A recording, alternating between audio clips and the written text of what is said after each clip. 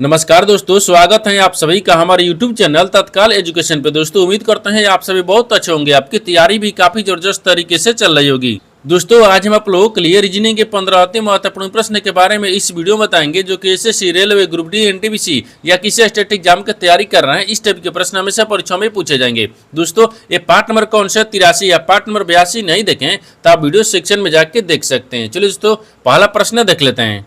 दोस्तों पहला प्रश्न है, इसमें देखिए नीचे दिए गए विकल्प में से संबंधित संख्या को चुनिए। देखिए नीचे यहाँ पर आपको एक संबंधित संख्या दी है, यानी 24 जो ना यहाँ पर आपको 60 ले समित है। ठीक उसी प्रकार से बताना है कि 120 जो है ना इस प्रश्नार्थ के चिन्ह पर इन चार ऑप्शन में से किसे समित होगा।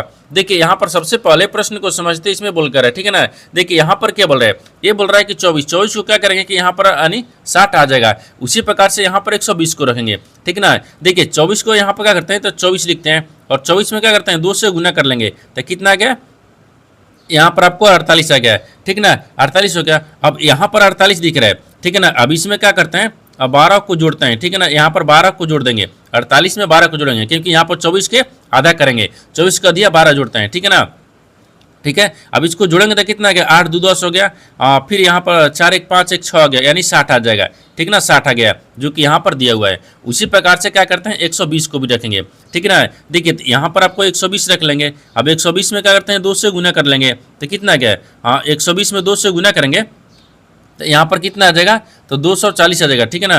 12 दूनी को 24 यानी 240 आ गया। अब 240 में क्या करते हैं यहाँ पर 60 को क्या करेंगे जोड़ेंगे। 60 को कैसे जोड़ेंगे, देखिए 120 का अधिक करेंगे तो कितना हो जाएगा, 120 का आधा कितना होता है 60 होता है। 60 को जोड़ देते हैं, देखिए तो 240 में 60 को जोड़ेंगे कितना आ जाएगा, यहाँ पर आपको 300 आ गया। कितना आ गया 300 आ गया। यानी इस प्रश्नार्थक चिन्ह पर कौन सी संख्या भरा जाएगा, 300 भरा जाएगा। तो 300 को देखते हैं किस ऑप्शन में दिख रही है, तो ऑप्शन नंबर यहाँ पर आपको सी में दिख रहा है, यानी ऑप्शन नंबर सी आपका सही हो जाएगा। दोस्तों मैं उम्मीद करता हूँ इस प्रश्न को भी आप अच्छी तरह से समझ पाओगे। नेक्स्ट प्रश्न देख लेते हैं। दोस्तों दूसरा प्रश्न है, इसमें देखिए नीचे दी गई श्रृंखला श्रेणी में प्रश्नार्थक चिन्ह के स्थान पर कौन सी संख्या आएगी। देखिए नीचे यहाँ पर आपको एक श्रृंखला दी है, इन श्रृंखला में बताना है कि इस प्रश्नार्थक चिन्ह पर इन चार ऑप्शन में से कौन सी संख्या यहाँ पर भरा जाएगा। देखिए तो यहाँ पर सबसे पहले ध्यान से देखते हैं श्रृंखला किस प्रकार से चल रहा है, ठीक है। यहाँ पर आपको 2 से क्या हो रहा है 12 हो रहा है, 12 से 32 हो रहा है, 32 ले 62 हो रहा है, 62 ले 102 हो रहा है, 102 से आपको अगला संख्या ज्ञात करना है। देखिए इन श्रृंखला को ध्यान से देखने के बाद में हमको क्या दिख रहा है, हमको यही दिख रहा है कि देखिए ना यहाँ पर 2 से क्या लिख रहा है तो 12 लिख रहा है। तो 2 में अगर 10 को जोड़ देंगे तो 12 आ जाएगा।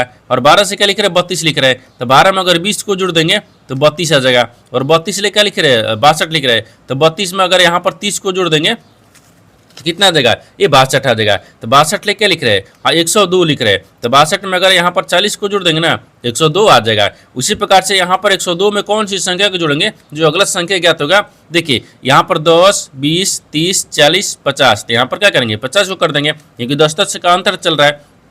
जब 50 को जोड़ देंगे तो कितना आ जाएगा, ये 152 आ जाएगा। यानी इस प्रश्नार्थक चिन्ह पर कौन सी संख्या भरा जाएगा 152 हो गया। तो 152 को देखते हैं किस ऑप्शन में दिख रही है, तो ऑप्शन नंबर सी में दिख रहा है, यानी ऑप्शन नंबर सी आपका सही हो जाएगा। दोस्तों मैं उम्मीद करता हूँ इस प्रश्न को भी आप अच्छी तरह से समझ पाओगे। नेक्स्ट प्रश्न देख लेते हैं। दोस्तों तीसरा प्रश्न है, इसमें देखिए यदि संख्या देखिए 72 51 86 और 43 के प्रत्येक विषम अंक में 2 जोड़ा जाए तथा प्रत्येक सम अंक में 1 घटाई जाए तो इस प्रकार बनी नई संख्या के पहले और अंतिम अंकों यानी अंक के बीच किया अंतर कितना होगा। देखिए यहाँ पर सबसे पहले प्रश्न को समझिए, इसमें बोलकर है, ठीक है ना। देखिए यहाँ पर क्या बोल रहे हैं, ये बोल रहा है कि यहाँ पर मान लीजिए एक संख्या दी है, इन संख्या में बोल रहा है कि विषम अंक में 2 जोड़ा जाए और सम संख्या में 1 घटाया जाए। तो जो नई संख्या बनेगा ना इसमें क्या कर रहा है कि पहले अंक और अंतिम अंक के अंक के कितना अंतर होगा, यानी दोनों के बीच का अंतर बताना है। देखिए यहाँ पर क्या करिएगा, वीडियो को रुककर खुद अपने आप से बनाने का कोशिश करिएगा और 15 प्रश्न में से अपने कितने प्रश्न सही किए वीडियो को लास्ट में कमेंट में जरूर बताइएगा। और इस चैनल पर पहली बार आए तो चैनल को सब्सक्राइब कर बेल आइकन घंटी को प्रेस जरूर कर लीजिए क्योंकि सबसे पहले इस तरह क्लास आपको मिलता रहे। देखिए यहाँ पर सबसे पहले ध्यान से संख्या को लिखेंगे। देखिए यहाँ पर क्या लिख रहे हैं 72, ठीक है ना, 72 और 51 लिख रहे हैं, ठीक है। उसके बाद में यहाँ पर आपको 86 लिख रहे हैं, फिर इसके बाद में यहाँ पर आपको 43 दिया है, ठीक है ना। ये संख्या लिख दिए। अब बोल रहा है कि प्रत्येक विषम अंक में 2 जोड़ा जाए, तो ये विषम संख्या दिख रहा है, इसमें 2 को जोड़ देते हैं तो कितना बचेगा 7 2 9 आ जाएगा, ठीक है ना। ये भी विषम संख्या दिख रहा है, इसमें भी 2 को जोड़ देंगे, ये आपको 5 2 7 आ गया। इसमें भी क्या करते हैं 2 को जोड़ देते हैं, ठीक है ना। विषम संख्या में 2 जोड़ा जाए तो यहाँ पर आपको 3 आ जाएगा। विषम संख्या देखिए इसमें भी है, इसमें भी 2 को जोड़ देंगे तो कितना आ गया, ये 5 आ गया। ठीक है, आगे देखिए, अब आगे क्या बोल रहा है, आगे बोल रहा है कि तथा प्रत्येक सम अंक में एक घटाया जाए, यानी बोल रहा है कि प्रत्येक यानी सम अंक में एक घटाया जाए। तो सम संख्या में एक को घटाते हैं, सम संख्या दिख रही है, इसमें एक घटाएंगे, एक बचेगा। अभी सम संख्या है, इसमें भी एक घटाएंगे, 7 बचेगा। इसमें भी एक घटाएंगे और 5 बचेगा। इसमें भी एक घटाएंगे तो 3 बच गया। ठीक है ना, ये नई संख्या बन गया। क्या बन गया, ये नई संख्या है। तो इस प्रकार बनी नई संख्या के, देखिए नई संख्या के पहले अंक, तो नई संख्या के पहले अंक 9 दिख रहा है और अंतिम अंक यहाँ पर आपको 5 दिख रहा है। ठीक है ना, अंक के बीच कितना अंतर होगा, अब इन दोनों के बीच का अंतर ज्ञात करना है। देखिए यहाँ पर आपको क्या दिख रहा है, 9 दिख रहा है, यहाँ पर आपको क्या दिख रहा है, 5 दिख रहा है, इनके बीच का अंतर कितना गया, 4 आ गया। तो 4 को देखते हैं किस ऑप्शन में दिख रही है, तो ऑप्शन नंबर यहाँ पर आपको डी में दिख रहा है, यानी ऑप्शन नंबर डी आपका सही हो जाएगा। दोस्तों मैं उम्मीद करता हूँ इस प्रश्न को भी आप अच्छी तरह से समझ पाओगे। नेक्स्ट प्रश्न देख लेते हैं। दोस्तों 4 नंबर प्रश्न है, इसमें देखिए किसी निश्चित कुट भाषा में देखिए HUGE को यहाँ पर 46, 27 और यहाँ पर GIRL को 13, 65 के रूप में कूटबद्ध किया गया है। तो दी गई कूट भाषा में यानी जी के लिए कूट क्या होगा। देखिए यहाँ पर सबसे पहले प्रश्न को समझते इसमें बोलकर है। ठीक है ना, देखिए यहाँ पर क्या बोल रहे हैं, ये बोल रहा है कि किसी निश्चित कुट भाषा दी है, जिसमें यहाँ देखिए HUGE को क्या लिख रहे हैं, 46, 27 और यहाँ पर GIRL को क्या लिख रहा है, यानी 13, 65 के रूप में लिखा जाता है। उसी कुट भाषा में बताना है कि जी को कैसे लिखा जाएगा। तो सबसे पहले यहाँ पर ध्यान से देखिए, लिखते हैं, क्या लिख रहे हैं, H लिख रहा है, U लिख रहा है, G लिख रहा है और E लिख रहा है।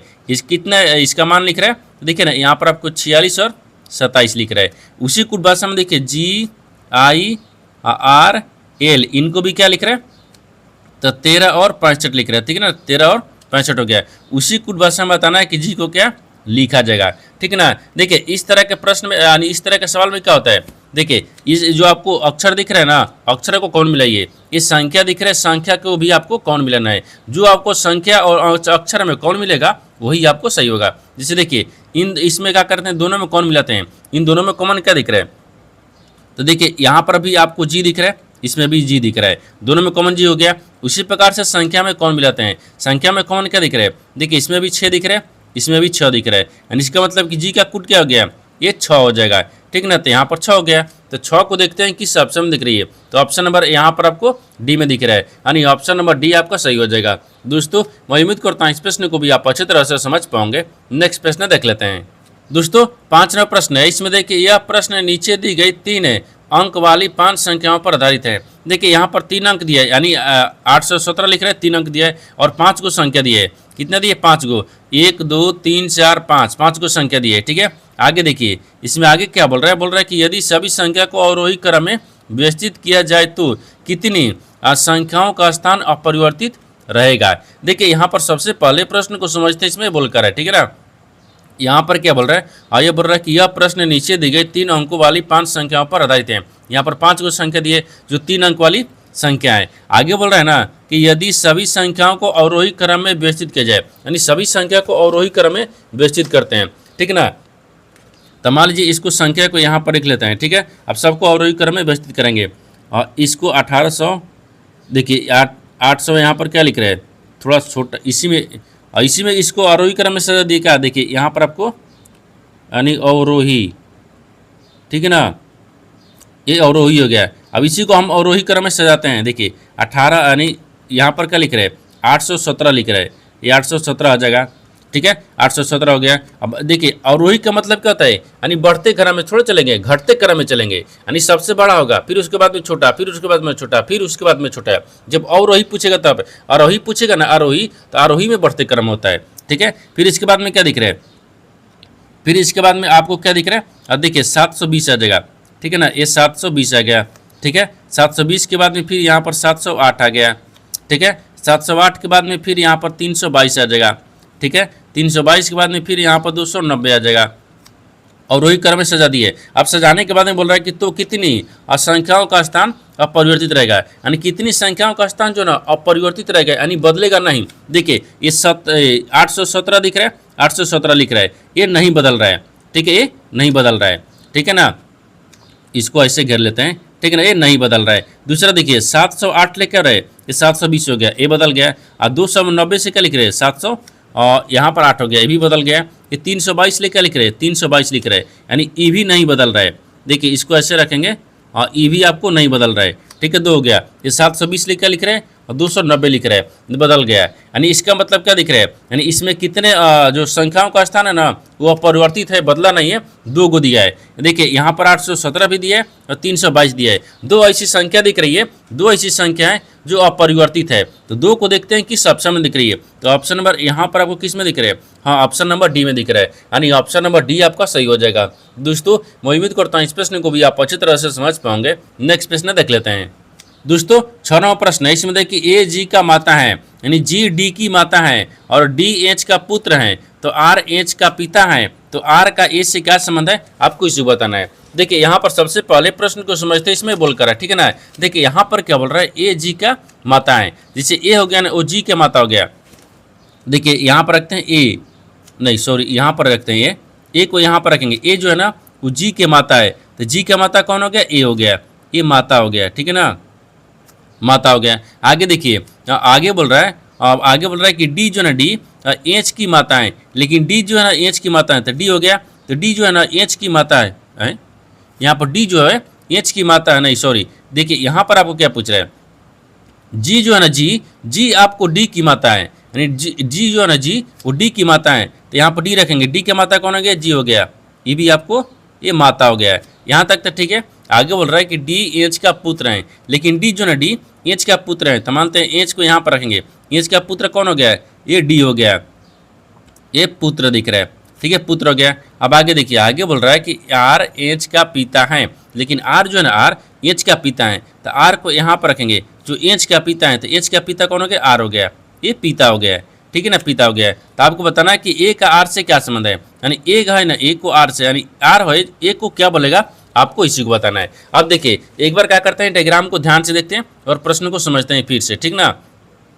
देखिए यहाँ पर क्या बोल रहा है, यहाँ पर बोल रहा है कि ए जी का माता है, यानी देखिए जी जो है ना जी का माता कौन हो गया, ए हो गया, यहाँ तक तो समझ में आ रहा है। और डी का माता कौन हो गया, यहाँ पर जी हो गया, ये भी समझ में आ रहा है। लेकिन एच का पुत्र कौन हो गया, एच का पुत्र कौन हो गया, तो यहाँ पर डी हो गया। जब एच का पुत्र हो गया, एच का माता जी हो गया, यानी इसका मतलब कि देखिए ये आपको पति पत्नी दिख रहा है, ठीक है, यहाँ पर आपको पति को रखते हैं, ठीक है ना, और ये क्या रखते हैं, अब पत्नी हो गया, ठीक है, पत्नी दिख रहा है। देखिए यहाँ पर एच और डी, ये सॉरी एच और जी पति पत्नी हो गया, तभी ना इसका देखिए इसका ये पुत्र डी हो गया, इसका माता हो गया, तो इसका माता हो गया, तो इसका मतलब ये पति पत्नी हो गया, जी और एच दोनों पति पत्नी हो गया, ठीक है। यहाँ से अब चलते हैं, अभी बोल रहा है, और यहाँ पर एच का माता कौन हो गया है, तो एच का माता सॉरी एच का पिता कौन हो गया, आर हो गया। तो आर के देखिए अब आर को ई से बताना है, संबंधित बताना है, सॉरी आर और ए के संबंधित बताना है ना, ठीक है। अब देखिए आर को क्या करना है, आर जो है आर का यहाँ पर क्या लगेगा, ए पिता हो गया,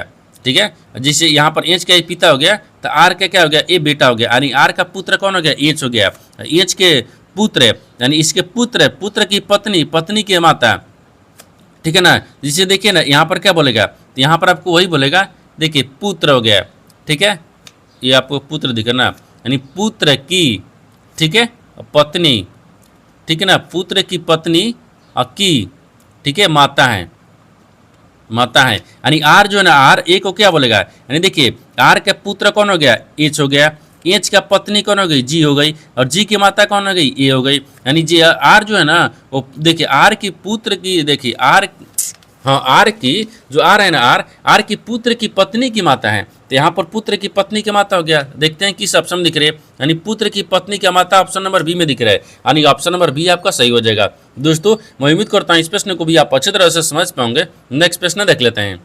दोस्तों 7वां प्रश्न है, इसमें देखिए नीचे दिए गए विकल्पों में से संबंधित शब्द को चुनिए। देखिए नीचे यहाँ पर आपको एक संबंधित शब्द दिया है, यानी का जो ना आपको बतख ले समित है, ठीक उसी प्रकार से बताना है कि हिनाहट जो है ना इस प्रश्नार्थक चिन्ह पर इन 4 ऑप्शन से किसे समित होगा। देखिए तो यहाँ पर सबसे पहले प्रश्न को समझते इसमें बोल कर है, ठीक है ना। देखिए यहाँ पर क्या बोल रहे बतख, बतख का बोली क्या होता है, यानी का, ठीक है, यहाँ पर बोली रखते हैं, यानी बकत का बोली क्या है, का है। उसी प्रकार से यहाँ पर कौन से शब्द रखेंगे जिसका यहाँ पर क्या हो जाएगा, हिनाहट से संबंधित होगा, तो यहाँ पर आपको घोड़ा हो जाएगा, क्या हो गया, यहाँ पर आपको घोड़ा दिख गया है। कैसे दिखेगा, क्योंकि यहाँ पर आपको ध्वनि है, ठीक है ना, ध्वनि है। देखिए जिस प्रकार से बतख का बोली क्या होता है, का होता है, उसी प्रकार से घोड़ा का हिनाहट यानी ध्वनि होता है, ठीक है ना। तो हिनहिनाहट ध्वनि हो गया, यहाँ पर घोड़ा हो जाएगा। तो घोड़ा को देखते हैं किस ऑप्शन में दिख रही है, तो ऑप्शन नंबर यहाँ पर आपको बी में दिख रहा है, यानी ऑप्शन नंबर बी आपका सही हो जाएगा। दोस्तों मैं उम्मीद करता हूँ इस प्रश्न को भी आप अच्छी तरह से समझ पाओगे। नेक्स्ट प्रश्न देख लेते हैं। दोस्तों 8 नंबर प्रश्न है, इसमें देखिए 6 मित्र P Q R S T यानी यू उत्तर की ओर अभिमुख होकर एक सीधी पंक्ति में बैठे हुए हैं, यानी एस और टी का निकटतम पड़ोसी क्यू है, यू और नहीं ई आर के ठीक दाएं पड़ोस में बैठा है, यानी पी टी के बाएं तीसरे स्थान पर बैठा है। न तो एस है, देखिए न तो एस और न ही टी के पंक्ति पर किसी छोर पर बैठा है, ना तो एस और न ही टी दोनों पंक्ति के छोर पर नहीं बैठा है। तो बोल रहा है कि पंक्ति के बाएं सिरे पर कौन बैठा है, ठीक है ना। देखिए यहाँ पर सबसे पहले प्रश्न को समझते इसमें बोल कर, ठीक है ना। देखिए यहाँ पर क्या बोल रहा है, बोल रहा है कि 6 मित्र हैं जो P Q R S T you यानी उत्तर की ओर अभिमुख होकर एक सीधी पंक्ति में बैठे हुए हैं। तो यहाँ पर सबसे पहले एक सीधी पंक्ति में बैठाते हैं उत्तर की तरफ मुँह करके, 1 2 3 4 5 6, देखिए ना इधर आपको बाएं होता है, ठीक है ना, इधर क्या होता है दाहिने होता है, ठीक है ना। अब आगे बोल रहा है कि एस और टी का निकटतम पड़ोसी क्यू है, लेकिन एस और टी का निकटतम, तो एस और टी का निकटतम पड़ोसी कौन है, क्यू है, ठीक है। आगे बोल रहा है कि यू आर के ठीक दाएं पड़ोस में बैठा है, लेकिन यू है ना यू वो आर के, यानी देखिए आर यू जो है ना यू, तो यू है वो आर के दाहिने तरफ पड़ोस में बैठा है, ठीक है ना। यहाँ पर हो गया। अब आगे देखिए, आगे बोल रहा है कि यहाँ पर पी टी के बाएं तीसरे स्थान पर बैठा है, लेकिन पी जो है ना पी वो टी के तीसरे बाएं स्थान पर बैठा है, ठीक है ना। तो यहाँ पर आपको क्या रखते हैं, टी के बाएं से तीसरे स्थान पर पी होना चाहिए।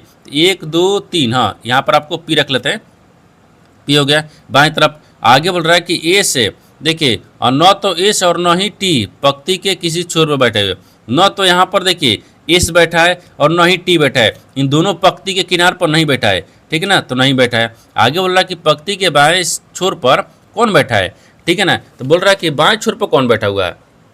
तो यहाँ पर देखिए, और यहाँ पर बाएं से पंक्ति के बाएं से कौन छोर पर बैठा है, पी बैठा है, कौन बैठा है, पी बैठा है, तो पी हो जाएगा। तो पी को देखते हैं किस ऑप्शन में दिख रही है, तो ऑप्शन नंबर डी में दिख रहा है, यानी ऑप्शन नंबर डी आपका सही हो जाएगा। दोस्तों मैं उम्मीद करता हूँ इस प्रश्न को भी आप अच्छी तरह से समझ पाओगे। नेक्स्ट प्रश्न देख लेते हैं। दोस्तों 9वां प्रश्न है, इसमें देखिए उस वे नारे का चयन करें जो दिए गए वर्गों के बीच संबंध को सर्वोत्तम रूप से दर्शाता है। देखिए नीचे यहाँ पर आपको 3 शब्द दिया है, इन तीनों शब्द को तो ना कि आपस में कैसे समित है और इन 4 वेंडिग्राम में से कौन सा वेंडिग्राम बनेगा। देखिए तो यहाँ पर सबसे पहले ध्यान से देखते हैं कि तीनों शब्दों से कौन कौन सा मिल रहा है, ठीक ना। देखिए यहाँ पर आपको टेबल दिया है, एक कुर्सी दिया है, एक बल्ब दिया है, तो सबसे कॉमन हमको मानते हैं यहाँ पर टेबल रखते हैं, ठीक है ना, यानी टेबल हो गया। टेबल क्या कुर्सी ले समझते हैं, नहीं, टेबल आप कुर्सी आपको अलग दिख रहा है, ठीक है ना। एक क्या हो जाएगा, एक कुर्सी हो गया, ठीक है। उसके बाद में फिर यहाँ पर आपको क्या दिखेगा, ये बल्ब दिखेगा, ठीक है ना, ये बल्ब हो गया, बल्ब भी आपको अलग दिखेगा। देखिए टेबल कुर्सी और बल्ब तीनों आपस में किसी प्रकार से संबंधित नहीं है, तीनों का वेन डायग्राम अलग अलग बनेगा, यानी इस तरह का वेन डायग्राम बनेगा। इस तरह का वेन डायग्राम देखते हैं किस ऑप्शन में दिख रही है, तो ऑप्शन नंबर ए में दिख रहा है, यानी ऑप्शन नंबर ए आपका सही हो जाएगा। दोस्तों मैं उम्मीद करता हूँ इस प्रश्न को भी आप अच्छी तरह से समझ पाओगे। नेक्स्ट प्रश्न देख लेते हैं। दोस्तों 10वां प्रश्न है, इसमें देखिए हितेश बिंदु ए से यात्रा शुरू करता है और पूर्व की ओर 9 किलोमीटर ड्राइव करता है, फिर वह बाएं मुड़ता है और 4 किलोमीटर ड्राइव करता है, बाएं मुड़ता है 11 किलोमीटर ड्राइव करता है, फिर बाएं मुड़ता है और 6 किलोमीटर ड्राइव करता है, अंत में वह बाएं मुड़ता है और 2 किलोमीटर ड्राइव करता है और बिंदु पी पर रुक जाता है। तो बिंदु ए पर फिर से पहुंचने के लिए उसे कितनी दूरी और किस दिशा में ड्राइव करना चाहिए। देखिए यहाँ पर सबसे पहले प्रश्न को समझिए, इसमें बोल कर है, ठीक है ना। देखिए यहाँ पर क्या बोल रहा है, यहाँ पर आपको दिखा रहा है, तो यहाँ पर बोल रहा है ना कि देखिए हितेश बिंदु ए से यात्रा करना शुरू करता है और पूर्व की ओर 9 किलोमीटर ड्राइव करता है। उससे पहले एक डायग्राम को बनाते हैं। देखिए ये क्या होता है, पूर्व होता है, यहाँ पर क्या होता है, पश्चिम होता है, ऊपर में क्या होता है, उत्तर होता है, नीचे क्या है, दक्षिण होता है। देखिए रेलवे में आपको जो है ना, रेलवे में आपको इसी तरह से सवाल पूछ रहा है डायग्राम हेतु से दिशा से। जैसे देखिए 2024 में, 25 में, 26 में आपको जितना भी रेलवे का NTPC, group D, technician, JE जितने सवाल पूछ रहा है, जितने भी एग्जाम में पूछ रहा है, तो आपको इसी टाइप से प्रश्न पूछ रहा है, ठीक ना। अब देखिए इसको बनाने के लिए आप क्या करेंगे, डायग्राम तो बना दिए, लेकिन आपसे पूछ रहा है कि पूर्व की ओर एक 9 किलोमीटर ड्राइव करता है, तो मानते हैं यहाँ पर आपको पूर्व की तरफ रखते हैं, यहाँ पर रखते हैं थोड़ा सा इसको, हाँ ठीक है, यहीं पर रखना है। देखिए ये हो गया, यहाँ पर ये पूर्व की ओर चल रहा है, कितना 9 किलोमीटर चल रहा है, ठीक है, 9 किलोमीटर हो गया। आगे बोल रहा है कि फिर वह बाएं मुड़ता है और 4 किलोमीटर ड्राइव करता है, फिर बाएं मुड़ता है तो बाएं इधर मुड़ाता है, ये 4 किलोमीटर ड्राइव करता है। ठीक है, और बाएं मुड़ता है और 11 किलोमीटर ड्राइव करता है, फिर बाएं मुड़ता है तो 11 किलोमीटर चलता है। ठीक है ना, 11 किलोमीटर हो गया। ठीक है, आगे बोल रहा है कि फिर वह बाएं मुड़ता है और 6 किलोमीटर ड्राइव करता है, फिर यहाँ पर आपको बाएं मुड़ते हैं तो 11 किलोमीटर यानी 6 किलोमीटर ना 6 किलोमीटर ड्राइव करता है। यानी अंततः बोल रहा है कि अंततः वह बाएं मुड़ता है, ठीक, फिर बाएं मुड़ता है और 2 किलोमीटर ड्राइव करता है, तो 2 किलोमीटर ड्राइव करता है और बिंदु पी पर रुक जाता है। तो बिंदु ए पर दोबारा पहुंचने के लिए उससे कितनी दूरी और किस दिशा में ड्राइव करना चाहिए। देखिए यहाँ पर आपको रुक गया, ये पी पर रुक गया है, यानी पी से हमको क्या करना है, ए पर जाने के लिए, यानी पी से ए पर जाने के लिए उसे कितनी दूरी और किस दिशा में ड्राइव करना चाहिए। ठीक ना, देखिए तो यहाँ से आपको ऊपर की तरफ जा रहा है, जब ऊपर जा रहा है तो उत्तर हो जाएगा, ये तो हमको समझ में आ रहा है कि यानी उत्तर हो गया है। लेकिन यहाँ पर देखिए ना, ये टोटल कितना दिख रहा है, 6 किलोमीटर, ये दिख रहा है 4 किलोमीटर, तो 6 4, तो यहाँ पर देखिए ना, यहाँ पर आपको इसको रखेंगे तो ये 4 हो गया और ये 2 हो जाएगा, तब ना 6 हो गया है। तो नीचे वाला क्या दिख रहा है, 2 किलोमीटर दिख रहा है, यानी 2 किलोमीटर हो जाएगा। ठीक है ना, ये 2 किलोमीटर हो गया है, यानी 2 किलोमीटर उत्तर की तरफ। देखते हैं किस ऑप्शन में दिख रही है, यानी 2 किलोमीटर उत्तर की तरफ किस ऑप्शन में दिया है, ऑप्शन नंबर डी में दिया है, यानी ऑप्शन नंबर डी आपका सही हो जाएगा। दोस्तों मैं उम्मीद करता हूँ इस प्रश्न को भी आप अच्छी तरह से समझ पाओगे। नेक्स्ट प्रश्न देख लेते हैं। दोस्तों 11वां प्रश्न है, इसमें देखिए उस सेट का चयन कीजिए जिसमें संख्याएं उसी प्रकार संबंधित है जैसे कि निम्नलिखित सेटों की संख्याएं संबंधित है। देखिए यहाँ पर सबसे पहले प्रश्न को समझिए, इसमें बोल कर है। ठीक है ना, देखिए यहाँ पर क्या बोल रहा है, ये बोल रहा है कि नीचे यहाँ पर आपको 2 सेट दिए गए हैं, इन दोनों सेट आपस में जिस प्रकार से संबंधित है उसी प्रकार से बताना है कि 4 ऑप्शन में से कौन से जो एक ऐसा सेट है जो इन दोनों के जैसे आपको संबंधित दिख रही है। ठीक है ना, देखिए तो सबसे पहले देखते हैं कि दोनों जो है ना वो आपस में कैसे आपको संबंधित दिख रही है। ठीक है, आप देखिए अगर मान लीजिए 28 दिख रहा है और 5 दिख रहा है, यहाँ पर हमको 140 लाना है, यानी बड़ी संख्या तो ये दिख रहा है। ठीक है ना, तो देखिए 28 दिख रहा है और 28 में अगर मान लीजिए 5 ले गुना करते हैं तो 8 5 40 होता है। ठीक है, 0 हो गया, 5 दूनी को 10 40, 14 आ गया, यानी 140 आ गया। ठीक है ना, यानी यहाँ पर देखिए 28 को और 5 को आपस में गुना करेंगे तो बीच वाली संख्या आ जा रहा है। उसी प्रकार से 14 और 13 को रखते हैं, देखिए 14 दिख रहा है, फिर गुना 14 नहीं 41 है ना, ये 41 दिख रहा है, 41 गुना क्या करते हैं 13 को रखते हैं, इन दोनों का आपस में गुना करेंगे ये 533 आ जाएगा, ये बीच वाली संख्या आ जा रहा है। यानी इसका मतलब कि इसी प्रकार से क्या करते हैं ना, इन 4 ऑप्शन से देखते हैं कि कौन से जो है ना इनके जैसा आपको संबंधित दिख रही है। देखिए अगर 25 को 4 से गुना करेंगे तो 25 चौक को 100 आता है, लेकिन यहाँ पर तो 103 है लिखा है, ये नहीं हो रहा है। ठीक है, अगर दूसरा को देखते हैं, बी को देखते हैं, तो बी में क्या लिख रहा है 35 और 21 लिख रहा है। ठीक है ना, आज तो 35 और 21 है। ठीक है, गुना कितना करते हैं, ये 35 हो गया, 35 और 21 लिए गुना करेंगे ना, यहाँ पर कितना देगा, हाँ 735 आ जाएगा, 735 आ गया। यानी इसका मतलब क्या दिख रहा है, ये ऑप्शन नंबर बी आपका इन दोनों के जैसे समय दिख रही है, यानी ऑप्शन नंबर बी आपका सही हो जाएगा। दोस्तों मैं उम्मीद करता हूँ इस प्रश्न को भी आप अच्छी तरह से समझ पाओगे। नेक्स्ट प्रश्न देख लेते हैं।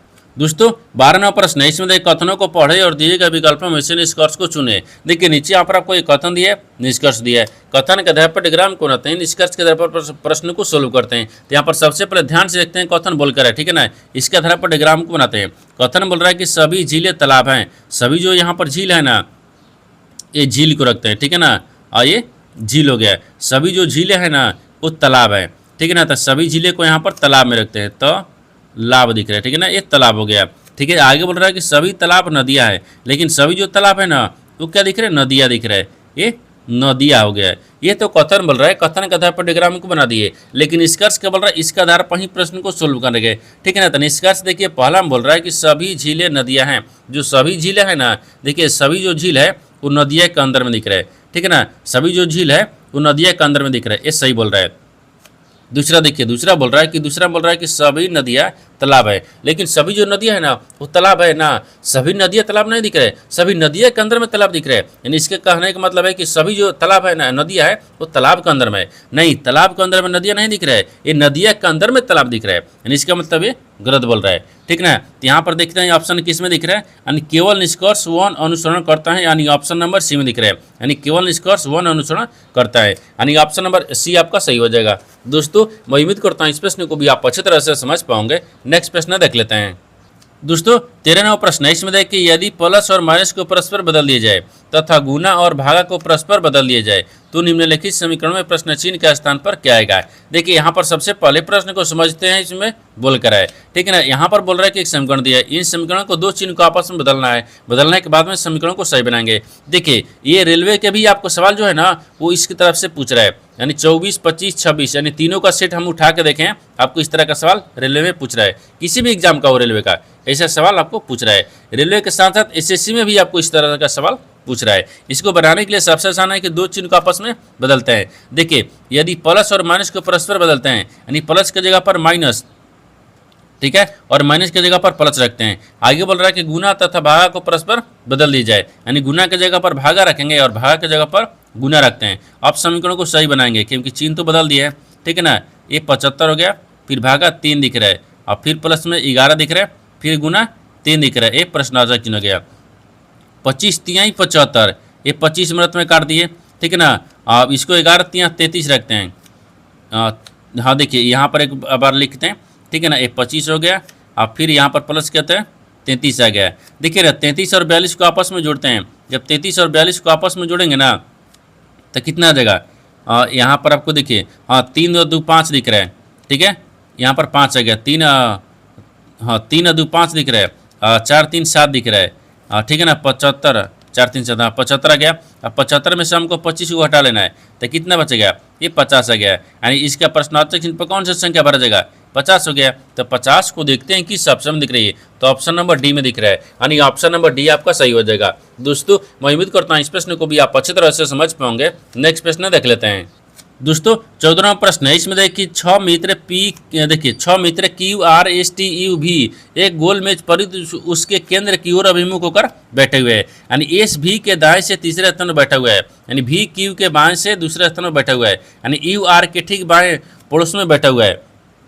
तो बोल रहा है कि एस के दाएं ठीक पड़ोस में कौन बैठा है। देखिए यहाँ पर सबसे पहले प्रश्न को समझते इसमें बोल कर है, ठीक ना। देखिए यहाँ पर क्या बोल रहा है, ये बोल रहा है कि 6 मित्र है, बोल रहा है कि 6 मित्र है, ठीक है, जो कि यानी Q R S T U भी एक गोल मेज पर उसके केंद्र की ओर अभिमुख होकर बैठे हुए हैं। यानी मान लीजिए यहाँ पर 6 मित्र है, 2 2 4 और 2 6 दिख रहे हैं। ये सभी केंद्र की तरफ मुँह करके बैठे हुए हैं, ठीक है ना। ये सभी केंद्र की तरफ मुँह करके बैठे हुए हैं यहाँ पर, ठीक है, सभी ना एक केंद्र की तरफ मुँह करके बैठे हुए हैं।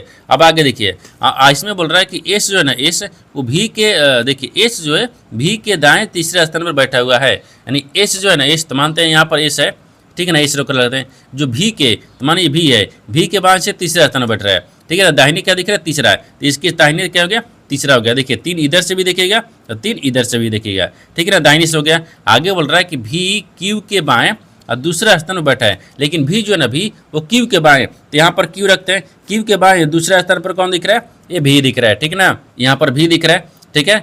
आगे देखिए आगे इसमें बोल रहा है, अब बोल रहा है कि यू आर के ठीक है पड़ोस में बैठा है, लेकिन यू जो है ना यू आर के ठीक पड़ोस में बैठा है, तो आर को यहाँ पर रखते हैं जो यू का पड़ोस में बैठा है, ठीक है ना। यू का पड़ोस में कौन बैठा है, बाएं बैठा है, ठीक है, बाएं हो गया। अब आगे देखिए आगे बोल रहा है कि एस के दाएं और ठीक पड़ोस में कौन बैठा है, तो एस के दाहिने ठीक पड़ोस में कौन बैठा है, तो यहाँ पर टी छूट गया है, ठीक है ना, टी को रखते हैं। अब देखिए एस के दाहिने, तो एस ए दिख रहा है, एस के दाहिने पड़ोस में कौन दिख रहा है, यू दिख रहा है, यहाँ पर यू हो जाएगा। तो यू को देखते हैं किस ऑप्शन में दिख रही है, तो ऑप्शन नंबर यहाँ पर आपको ए में दिख रहा है, यानी ऑप्शन नंबर ए आपका सही हो जाएगा। दोस्तों मैं उम्मीद करता हूँ इस प्रश्न को भी आप अच्छी तरह से समझ पाओगे। नेक्स्ट प्रश्न देख लेते हैं।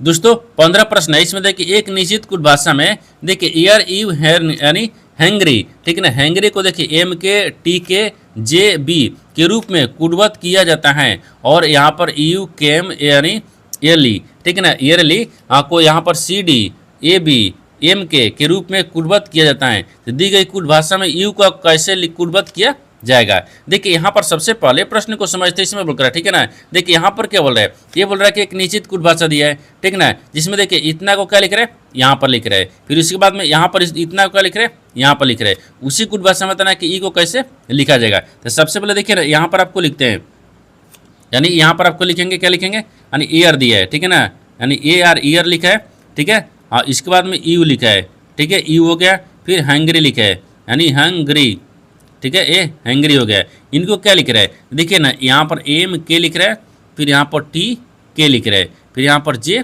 बी लिख रहा है, ठीक है। अब आगे देखिए आगे यू केम, ठीक है, यहाँ पर क्या लिख रहा है, यू लिख रहा है, और यू हो गया, और यहाँ पर कॉम हो गया, ठीक है ना, केम दिख रहा है, और यहाँ पर आपको यानी एयरली दिख रहा है, ठीक है ना, एयरली हो गया है। इनको भी क्या लिख रहा है, देखिए सी डी लिख रहा है और सी डी के बाद में ए डी लिख रहा है, ठीक है, और फिर यहाँ पर एम के लिख रहा है। देखिए इस तरह का सवाल में क्या होता है ना, देखिए यहाँ पर आपको जो अक्षर लिखा है इसको आपस में कौन मिलाएंगे, इसमें भी जो अक्षर लिख रहा है इसमें भी आपको एक कॉमन मिलाएंगे, जो कौन मिलेगा ना वही आपको यू का आंसर होगा। जैसे देखिए यहाँ पर आपको यू इसमें भी कॉमन दिख रहा है, इसमें भी कॉमन दिख रहा है, उसी प्रकार से देखिए इसमें भी एम दिख रहा है, एम के इसमें भी एम के दिख रहा है, यानी यू का क्या हो जाएगा, यानी कुट एम के हो जाएगा। तो एम के को देखते हैं किस ऑप्शन में दिख रही है, तो ऑप्शन नंबर किस में दिख रहा है, एम के ऑप्शन नंबर बी में दिख रहा है, यानी ऑप्शन नंबर बी आपका सही हो जाएगा। दोस्तों मैं उम्मीद करता हूँ इस प्रश्न को भी आप अच्छी तरह से समझ पाओगे। नेक्स्ट वीडियो में मिलते हैं, तब तक जय हिंद दोस्तों इस चैनल पर पहली बार आए तो चैनल को सब्सक्राइब कर बेल आइकन घंटी को प्रेस जरूर कर लीजिए कि सबसे पहले